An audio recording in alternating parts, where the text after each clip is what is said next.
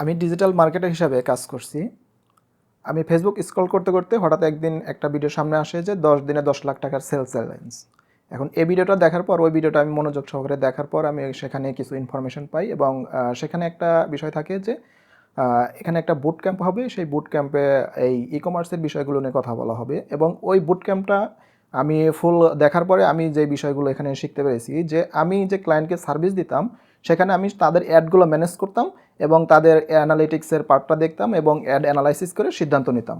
কিন্তু এর বাইরেও যে আরও একটা বিষয় আছে বা অনেকগুলো বিষয় আছে, যেমন যে প্রোডাক্ট সিলেকশন, নিশ সিলেকশন, প্রাইসিং, কন্টেন্ট, বাজেটিং এবং প্রোডাক্টের যে সোর্সিং, এই বিষয়গুলো যে একজন ডিজিটাল মার্কেটারের জানা উচিত এবং বিজনেসম্যানকে যে সাজেস্ট করা উচিত বা বিজনেসম্যানকে যে গাইড করা উচিত, সেটা আমি এই বুট ক্যাম্প থেকে শিখি। এবং সেটা আমি যখন আমার বাস্তব জীবনে অ্যাপ্লাই করি এবং আমার ক্লায়েন্টদেরকে যখন আমি সাজেস্ট করি, এখান থেকে তারা ভালো একটা আউটপুট পায় এবং তারা মনে করে যে না, আমি আসলে একজন অভিজ্ঞ মানুষ এবং এই ডিজিটাল মার্কেটিং সেক্টরে আমার অনেক অভিজ্ঞতা আছে।